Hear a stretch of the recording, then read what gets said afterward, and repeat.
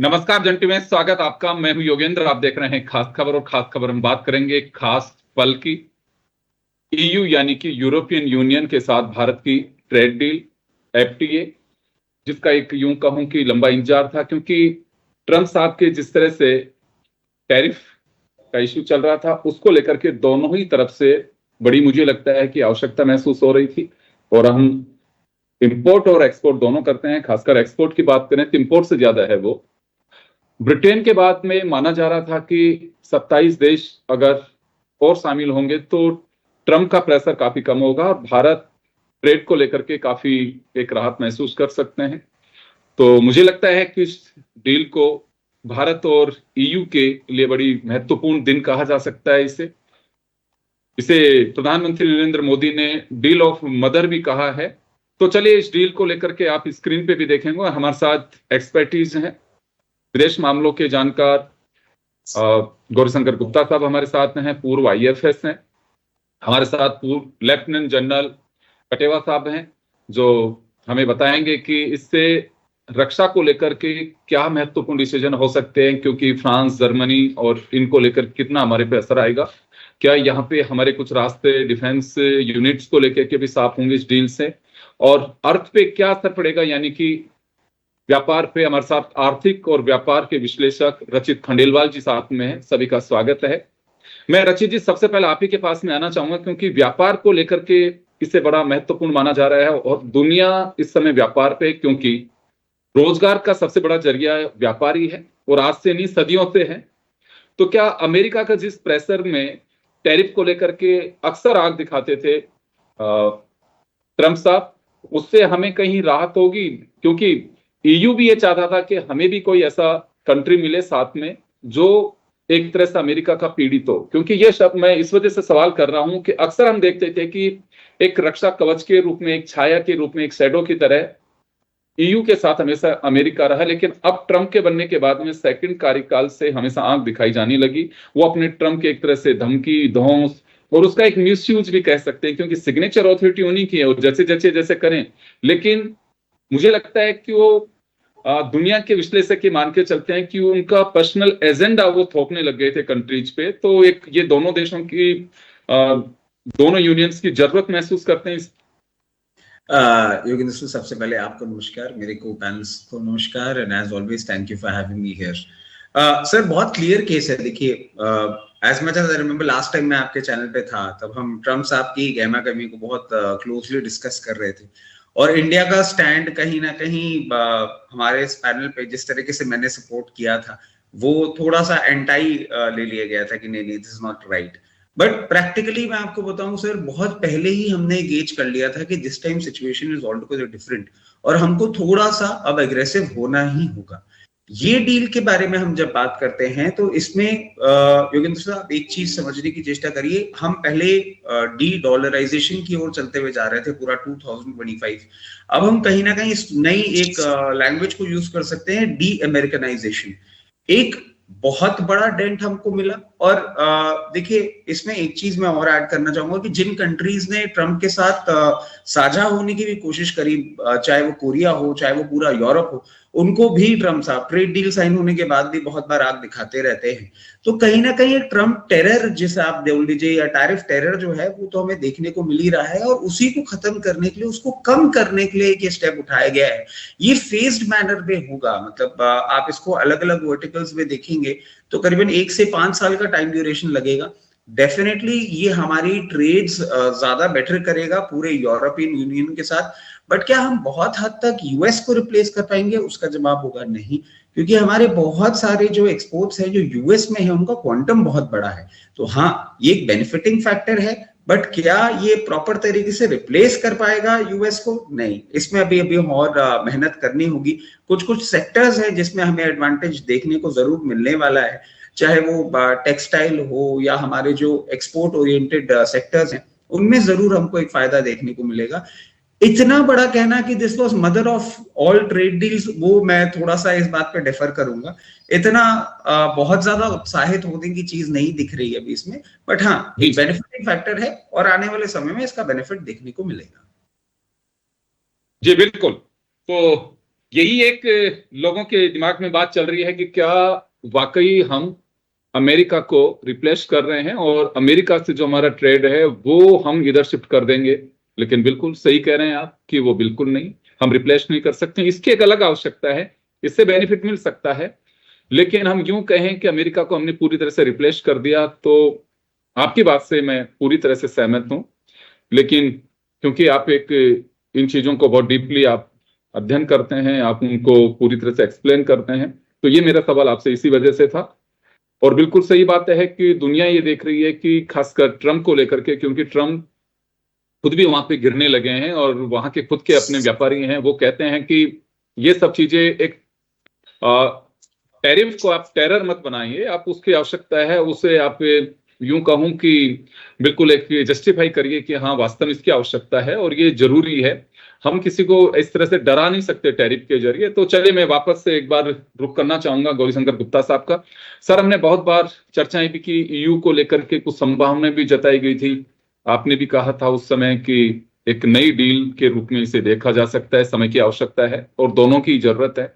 तो उस नजरिए से जैसे अभी रचित जी ने कहा कि रिप्लेस नहीं कर सकते, लेकिन हम ये कह सकते हैं कि कुछ हम जो एक अंडर प्रेशर, गवर्नमेंट चाहे कुछ भी कहे लेकिन एक तरह का प्रेशर तो होता ही है, क्योंकि व्यापार का प्रेशर होता है कि हमारे धंधे ठप हो रहे हैं, जो डील होनी चाहिए वही नहीं हो पा रही, तो क्या हम उधर रिप्लेस कर पाएंगे ईयू की तरफ? नमस्कार योगेंद्र जी, नमस्कार हमारे को पैनलिस्ट को और आपके सब दर्शकों को। सबसे पहले तो मैं ये कहना चाहूंगा हुई थी वो 2007 में हुई थी। अभी इसको बीच में रोक दिया गया था और 2022 के बाद में इसको वापस नेगोशिएशन शुरू हुए। तो करीब करीब ये समझ लीजिए कि अगर बिगनिंग से लें तो 18-19 साल इसको डील को होने में लग गए। इसका कारण भी है क्योंकि उस समय इतनी अर्जेंसी भी नहीं थी और 27 उस समय 28 देश थे यूरोप ईयू में, तो 28 देशों की कम्युनिटी के साथ नेगोशिएट करना बहुत आसान नहीं था। लेकिन अभी जो ट्रम्प टैरिफ टायरानी टीटीटी जो चालू हुई पिछले कुछ महीनों से, तो उसके बाद सभी देशों ने सोचा कि हमें भी कुछ ऑप्शन ढूंढने चाहिए और हमें अपने ट्रेड को डाइवर्सिफाई करना चाहिए। एक ही बास्केट में ज्यादा अंडे नहीं डालेंगे, ये तो बड़ी मुश्किल हो जाएगी। तो इसी चीज को देखते हुए ईयू के ऊपर भी प्रेशर था और भारत के ऊपर भी प्रेशर था। तो हमने इस डील को फाइनलाइज कर लिया है। अब इस डील में जो है मैं 3-4 चीजें देख रहा हूँ। एक तो सबसे ज्यादा हमारे मैन्युफैक्चरिंग सेक्टर को, जो मीडियम मैन्युफैक्चरिंग सेक्टर है, मीडियम स्मॉल इंडस्ट्री, उसमें टेक्सटाइल होगा, जेम्स एंड ज्वेलरी होगी, लेदर आइटम्स होंगे और आपके इंजीनियरिंग गुड्स होंगे। इनको बहुत अच्छा बेनिफिट होने वाला है क्योंकि इनकी कॉम्पिटिटिवनेस यूरोपियन मार्केट में बढ़ जाएगी और यूरोपियन मार्केट में इनकी डिमांड भी बहुत अच्छी है। टेक्सटाइल में आप देखिएगा कि हम वियतनाम, बांग्लादेश और जो उन कंट्रीज के ऊपर टैरिफ नहीं था और हमारे को थे, लेकिन अब उनसे कॉम्पीट करने में बड़ा आसानी रहेगी। तो एक तो ये बहुत अच्छी चीज होगी। दूसरी, हमारे इन्वेस्टमेंट्स को रेगुलेट करने के लिए एक फ्रेमवर्क बन गया है। तो बायलैटरल इन्वेस्टमेंट जो यूरोप से आएंगे इंडिया में, क्योंकि इंडियन इकोनॉमी ग्रो कर रही है और नेचुरली यहाँ प्रॉफिट्स अच्छे हैं शेयर मार्केट्स में। अगर आप इन्वेस्ट करेंगे, नई इन्वेस्टमेंट्स, नई मैन्युफैक्चरिंग करेंगे, तो उनके रिटर्न्स बहुत अच्छे मिलेंगे। तो इसके लिए बहुत हैवी इन्वेस्टमेंट्स इंडिया में होने की आशंका है और मैं समझता हूँ कि एज सून एज ये रेटिफिकेशन हो जाता है 2026 के एंड तक रेटिफाई हो जाना चाहिए एग्रीमेंट, उसके बाद से यूरोपियन इन्वेस्टमेंट काफी बड़ी संख्या में आने लगेंगे। तीसरी चीज है, हमारे कोलेबोरेशन होगा साइंस एंड टेक्नोलॉजी में। हमारे कुछ टेक्नोलॉजिकल एरिया हैं जहाँ अभी वीक हैं और उनमें हमें कोलेबोरेशन की जरूरत है। क्रायोजेनिक इंजन हम नहीं बना पा रहे हैं, हमारा जो जो जेट प्रोजेक्ट है वो रुका हुआ उसकी वजह से। तो इन तरह की चीजें और भी कई इस तरह की चीजें हैं जिनमें हम यूरोप में जो टेक्नोलॉजी है उसके साथ कोलेबोरेट करके हमारे देश के अंदर टेक्नोलॉजी का आगे बढ़ाएंगे और आत्मनिर्भर भारत की तरफ हमारा एक कदम और आगे बढ़ पाएगा। इसको देखते हुए, यही देख के आप डिफेंस टेक्नोलॉजी में भी आप देखिएगा कि उसमें भी हमारे नए आयाम आएंगे और उससे भारत में जो ऑलरेडी हम काफी चीजों में आत्मनिर्भरता प्राप्त कर चुके हैं, हमारे डिफेंस के एक्सपोर्ट भी बहुत बड़े हैं और उनको और आगे बढ़ाने में हमें बहुत मदद मिलेगी। ये नेक्स्ट आयाम जो है इसका है कि हमारे लोगों को ट्रेवल की सुविधा, क्योंकि इसके अंदर जो इमिग्रेशन और वीजा सिस्टम है उसके ऊपर काफी हद तक विचार हुआ है और उनको सिंप्लीफिकेशन करने का निर्णय लिया गया है। तो जो आईटी सेक्टर में हमारे लोग यूरोप जाते हैं उनको वीजा सहूलियत से मिले और जो लोग वहाँ काम करना चाहते हैं उनको वर्क परमिट मिले, तो इस चीज से भी हमारे लोगों को जो व्यवस्था यूरोप में होगी वो काफी अच्छी सुधर जाएगी। तो ये जो आयाम है इनके ऊपर हमें काफी सुविधाएं मिलेंगी। इसके बदले में हमको भी कुछ टैरिफ्स में कंसेशन देने पड़े हैं, जैसे हम लिकर और वाइन्स पे कंसेशन दिए हैं, जो इंपोर्ट गाड़ियां लग्जरी कार्स हैं उनके ऊपर इंपोर्ट टैरिफ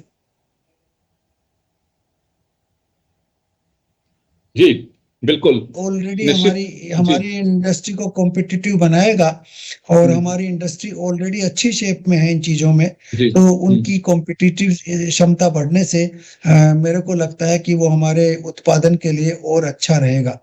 इसके अलावा हमारी जो एक्सपोर्ट है वो डाइवर्सिफाई होगा। पहले हमारे ज्यादा एक्सपोर्ट अमेरिका होते थे $100 बिलियन के आसपास, यूरोप करीब 70-80 बिलियन डॉलर के आसपास होते थे। बिल्कुल, क्योंकि का एक संगठन है, तो मैं समझता हूँ कि इसमें इसमें करीब इजाफा 200 हुआ है। बिलियन डॉलर के एक्सपोर्ट होना शुरू हो जाएंगे। बिल्कुल 200 बिलियन डॉलर के एक्सपोर्ट बहुत जल्दी हो जाएंगे जब से एग्रीमेंट आएगा। तो मेरा तो अनुमान यह है कि 250 से 300 बिलियन डॉलर का ट्रेड हमारा एक साल के अंदर अंदर बढ़ जाएगा, जैसे ही एग्रीमेंट फोर्स में आएगा, मतलब जब वो एक्चुअली एक्टिव हो जाएगा उसके बाद से। तो इन सब चीजों को देखते हुए हमारे को लगता है चाइना के ऊपर भी हमारी डिपेंडेंस थोड़ी कम होगी और हमारा एक्सपोर्ट मार्केट चारों तरफ बढ़ेगा। तो ओवरऑल ये हमारे देश के हित में है, ये बहुत अच्छा एग्रीमेंट है और इससे अमेरिका को भी थोड़ा सा एक लेसन जाएगा, एक साइकोलॉजिकल मैसेज जाएगा कि अब आप भी हमारे साथ नेगोशिएट करके डील। बिल्कुल निश्चित रूप से देखिए पैसर जो जिस तरह का लैंडमार्क एग्रीमेंट है और इससे देश को अच्छा लगेगा। बिल्कुल, जैसे रचित जी ने कहा कि टैरिफ को टेरर नहीं बनाना चाहिए, क्योंकि फिर वही होती है कि आवश्यकता ही आविष्कार की जननी है, लोग रास्ते तलाशने ढूंढना शुरू कर देते हैं। और कोई भी चीज हो, ये कहा भी जाता है कि कोई भी रास्ता तब निकालना शुरू हो जाती है, रास्ता निकल जाता है जब अति हो जाती है। तो मुझे लगता है कि वहां के लोग यूएस के भी इस बात को लेकर के काफी परेशान हैं कि उनकी वजह से, उनके एजेंडे की वजह से उन्हें भी काफी नुकसान उठाना पड़ रहा है और एमएसएमई सेक्टर को इसका एक बड़ा फायदा मिलेगा, क्योंकि मेक इन इंडिया का जो थीम है उसको भी काफी गति मिल सकती है। ये माना जा रहा है कि डिफेंस यूनिट्स भी यहाँ पे हो सकती हैं। डिफेंस को लेके जो ईयू में फंड्स हैं वो वहां से रिलीज करके और इंडिया की ओर रुख कर सकते हैं, क्योंकि वहां से हमारी ऑलरेडी काफी डील्स चलती हैं, तो वो यूनिट्स यहाँ बन सकती हैं, उससे कॉस्टिंग पे असर पड़ सकता है। तो चलिए इसको लेकर के मैं कटेवा साहब से जानना चाहूंगा। सर, डिफेंस की आवश्यकताएं हमारी ईयू काफी पूरी भी करता है, हमारे साथ उनके डील्स भी होती हैं, अभी रफाल भी उसी का एक हिस्सा है और भी रफाल लेने। तो यूनिट्स की बात भी कही जा रही है कि वो अपना इन्वेस्टमेंट यहाँ कर सकते हैं और फंड्स को रिलीज करके भारत की ओर रुख कर सकते हैं। देखिए योगेंद्र जी, जहां तक डिफेंस हार्डवेयर का सवाल है, मैं आपको बता दूं कि ये मेक इन इंडिया के प्रोजेक्ट आने के बावजूद भी कई छोटी मोटी जो राइफल वगैरह जिस तरह के हम कुछ एक हथियार यहाँ बनाने लग गए हैं और बाकी बड़े हथियारों के अभी चल रही है तैयारियां, उसके बावजूद भी हम सेकेंड लार्जेस्ट इंपोर्टर हैं डिफेंस हार्डवेयर के दुनिया में। और सबसे ज्यादा हमारा जो इक्विपमेंट आता है वो रशिया से आता है। रशिया पे हम डिपेंडेंट हैं, चाहे वो ट्रांसपोर्ट एयरक्राफ्ट हो, चाहे वो रफेल को छोड़ करके जो बाकी पुराने एयरक्राफ्ट जो फाइटर एयरक्राफ्ट हैं, एडी गन्स हैं, इवन दूसरे हाउजर्स हैं, ये सारे के सारे रशियन ओरिजिन के इक्विपमेंट हैं और वहां से अभी भी हमें काफी सामान वहां से लिया जा रहा है। इस पूरी डील में एक चीज मुझे लग रहा है, जो डिफेंस डील जो डिफेंस प्रोडक्शन की और डिफेंस इक्विपमेंट की बात है, उसमें एक थोड़ा सा मुझे लग रहा है कि जो यूरोपियन कंट्रीज हैं वो, क्योंकि हम काफी सारी चीजें रशिया से ले रहे हैं और यूक्रेन और रशिया की लड़ाई चल रही है, तो वो एक बीच में रोड़ा अटका सकते हैं कि जब तक हम रशिया से हमारी डीलिंग है इक्विपमेंट की, डिफेंस इक्विपमेंट की, वो हमारे साथ डिफेंस इक्विपमेंट की ट्रेड में चढ़ा हिचकिचाएंगे या वो इसके ऊपर जरूर ऐसी कुछ शर्तें डालने की कोशिश करेंगे, या हमको एक मुझे लग रहा है कि बीच में रुकावट आ सकती है कुछ एक कंट्रीज में, क्योंकि ईयू कोई एक देश तो है नहीं, और वो जितने सारे वहाँ कंट्रीज हैं जो तो वो काफी सारे सारे के सारे रशिया और यूक्रेन लड़ाई में सारे यूक्रेन के साथ खड़े हैं। तो उसके देखते हुए जो डिफेंस की डील है वो प्रोबेबली इतनी अच्छी नहीं होगी जितनी हम सोच रहे हैं। जबकि हालांकि ये जरूर है कि अगर यूक्रेन और रशिया की लड़ाई जल्दी से कभी खत्म हो जाए तो फिर जर्मनी और फ्रांस से जो हमारी रिक्वायरमेंट है डिफेंस की, वो यहाँ बनने लग जाए उनके कंपोनेंट्स, और धीरे धीरे यहाँ पे असेंबली स्टार्ट हो जाए। उससे वो फिर मेक इन इंडिया का जो कंसेप्ट है प्रधानमंत्री जी का, वो उसको काफी बूस्ट मिलेगा। इसके अलावा डिफेंस के दूसरे जो प्रोग्राम्स होते हैं, जैसे एक दूसरे की आर्मी आकर के यहाँ कलेक्टिव एक्सरसाइजेज करती है अगेंस्ट टेररिज्म, या कई बार आर्मी टू आर्मी एक्सरसाइजेज, इसमें हमें काफी फायदा मिलेगा। हमें यूके की टीमें, यूके की मिलिट्री टीम और फ्रांस की टीम तो आती रहती है इंडिया में जॉइंट एक्सरसाइज करने के लिए, पर ये एक ईयू की जो बाकी जो कंट्रीज हैं उनके भी इस तरह के एक्सचेंज प्रोग्राम, जो हमारे स्ट्रेटेजी और टेक्टिकल को इम्प्रूवमेंट होता है इन चीजों को एक दूसरे के देख करके, ये इसमें हमको फायदा होगा इस डील का जरूर। और इसके साथ साथ कितने सारे डिफेंस इंस्टीट्यूशंस हैं जिसमें हमारे ऑफिसर और उनके ऑफिसर एक दूसरी जगह पे जाके एक्सचेंज प्रोग्राम हो सकता है ट्रेनिंग का, उसमें बढ़ावा मिलेगा। अभी हमारी है एक टीम है जो जो हमारे ऑफिसर जाते हैं जो इंग्लैंड की जो डिफेंस कॉलेज है और जो हायर मैनेजमेंट कोर्सेज चलाती हैं या टेक्निकल कोर्सेज चलाते हैं, उसमें हमारे ऑफिसर जाते हैं, पर वो इक्का दुक्का लोग जाते हैं।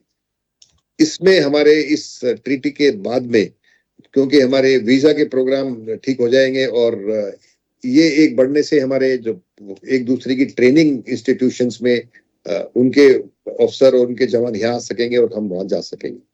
ये एक आगे का स्टेप हो सकता है इसको करने के लिए।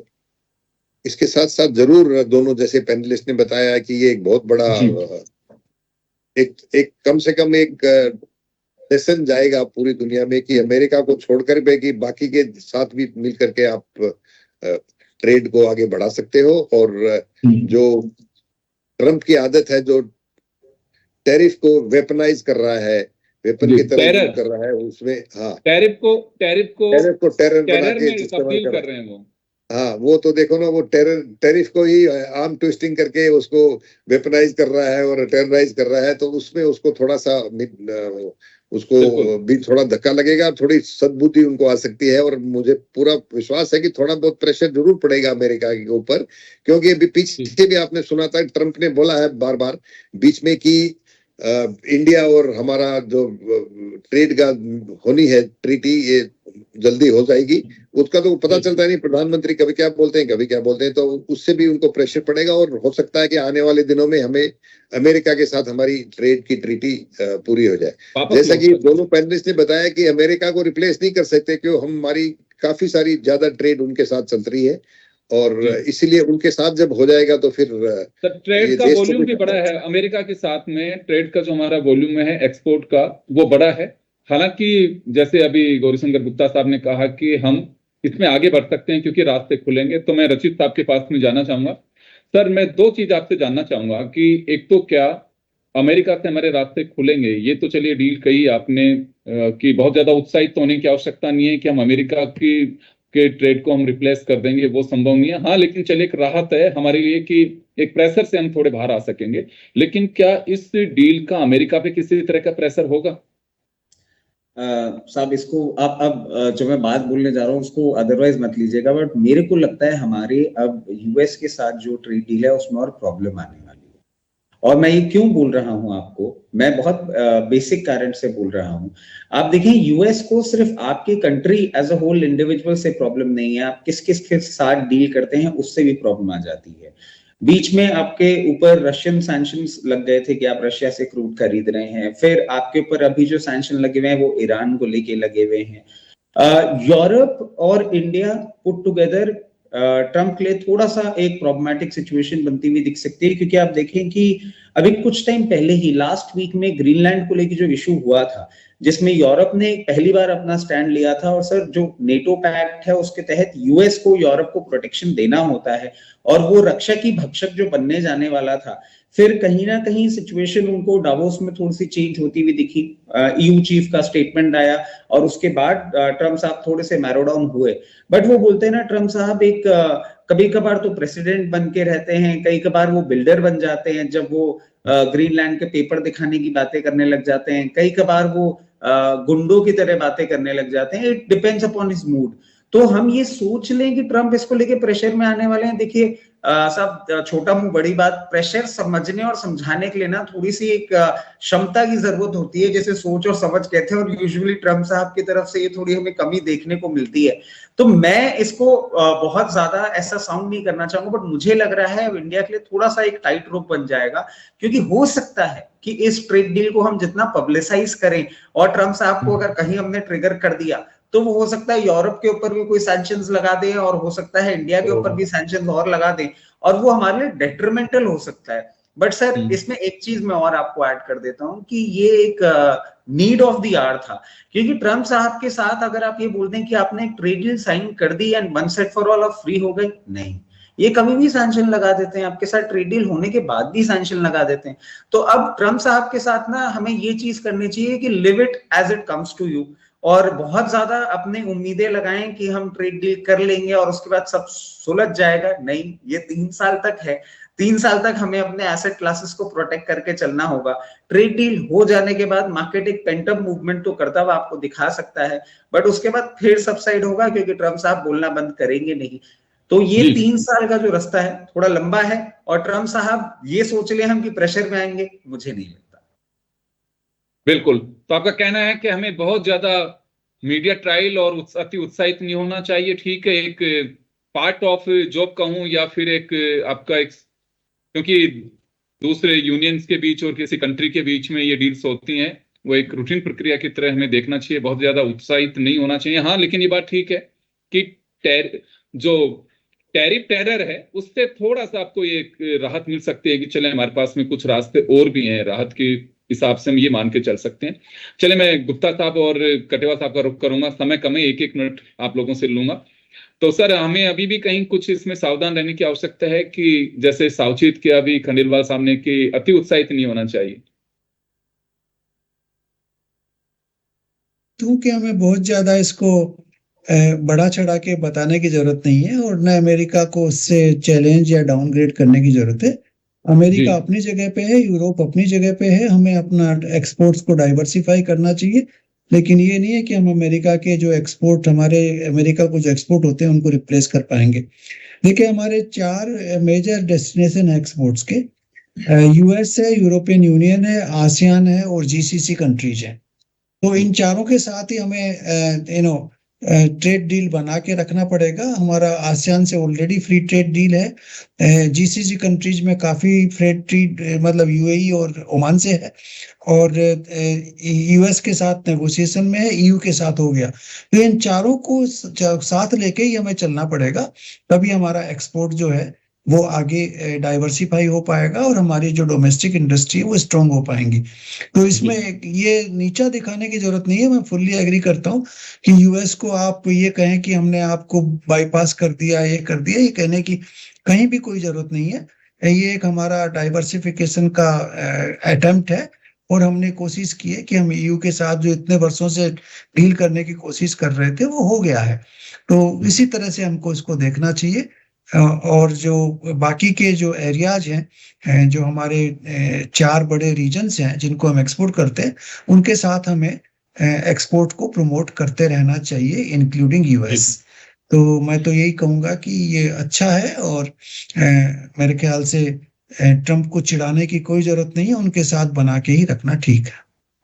बिल्कुल, आप सही कह रहे हैं, क्योंकि देखिए आप अपना काम कर रहे हैं और उस रूट पे चल रहे हैं। हम कहें कि देखिए हम आपको साइडलाइन करके जा रहे हैं। तो ये सब कुछ चीजें भी ठीक हैं, क्योंकि मीडिया में भी मैं देखूंगा कि अगले दिन आप देखना आर्टिकल्स, जिस तरह की अभी सोशल मीडिया पे भी चीजें चल रही हैं, वो बहुत ज्यादा अति उत्साहित शो कर रही हैं। तो इसे इवेंट नहीं बनाना चाहिए, इसे हमें आवश्यकता के साथ में देखना चाहिए, क्योंकि उनकी भी आवश्यकता इंडिया के साथ में एफटीए की है और हमारी भी एक आवश्यकता है। लेकिन जैसे हमारे पैनलिस्ट कह रहे हैं कि हम सोचें कि बिल्कुल रिप्लेस कर दिया और कहीं पे यूएस की तरफ देखने की आवश्यकता नहीं है, तो उससे हमें बाहर निकलना होगा, क्योंकि वो हमारी एक अलग तरह की जरूरत है, यहाँ अपनी अलग तरह की जरूरत है। तो मैं कटेवा साहब 30 सेकंड में आपसे भी चाहूंगा, तो सर हमें कुछ अभी इस डील में कहीं सावधानी की भी आवश्यकता है कि बिल्कुल मस्त हो जाइए अब? योगेंद्र जी, जैसे दोनों पैनलिस्ट ने बताया, गौरी शंकर जी ने खास तौर से बताया कि कोई डील करके अपनी पीठ को थपथपा करके और अमेरिका को नीचा दिखाने की कोशिश करेंगे तो वो काउंटर प्रोडक्टिव होगी, उसका कोई फायदा नहीं। हम लोगों की आदत है कि जरा सा कुछ करके हम अपनी पीठ को इतना जबरदस्त थपथपाते हैं और सोचते हैं कि दुनिया में सबसे आगे हम हो गए। इंटरनेशनल रिलेशंस में और इंटरनेशनल ट्रीटीज के अंदर आपको थोड़ा सा इस तरह चीज को लो प्ले करना चाहिए, इसको आगे इतने जी बड़ा चलाकर बताने की जरूरत नहीं है, बिकॉज इसको उसका कोई फायदा नहीं होगा, नुकसान जरूर हो सकता है। जी, तो चलिए मैं माफी चाहूंगा सर, समय का अभाव है और सबकी निगाहें इसमें कोई संदेह नहीं है कि टिकी हुई थी कि ईयू और भारत के बीच में एफटीए को लेकर क्या होता है। हालांकि इसकी रूपरेखा पहले से तैयारी थी, जब ग्रीनलैंड की बात कही गई तो उसके बाद से ही ईयू भी काफी अनकंफर्टेबल फील कर रहा था कि हमें कहीं ना कहीं इंडिया के साथ में जो एफटीए को लेकर के एक पेंडेंसी है उसे हमें निपटाना चाहिए, शायद उसका कोई मैसेज जाए। क्योंकि देखिए पैसा आपके पास में एक लिमिटेड सोर्सेज के साथ में हो, तो कहीं अब डाइवर्ट होता है तो कहीं उस पर असर पड़ेगा। तो अमेरिकन जो व्यापार हैं या ट्रेडर्स हैं, उनका अपना मानना है कि हमें ज्यादा लंबी लड़ाई इसमें कुछ नहीं करनी चाहिए, और व्यक्तिगत एजेंडे से बाहर आकर के, क्योंकि आप व्यक्तिगत एजेंडे पे चलेंगे तो अमेरिकन फर्स्ट या अमेरिकन सिक्योरिटी या अमेरिका के हितों की बात नहीं कर सकते, और केवल आप इंडिविजुअल अपने जो हित हैं उनकी बात कर रहे हैं, अमेरिका की नहीं कर रहे हैं। तो ये वहां पे भी इस तरह का एक प्रेशर ट्रंप पे है। तो देखिए कुछ मुझे लगता है कि आने वाले दिनों में कुछ बेहतरीन अमेरिका के साथ में भी नजर आएगी। चलिए बहुत बहुत शुक्रिया आप सभी का, खास खबर में इतना ही, दीजिए इजाजत, नमस्कार।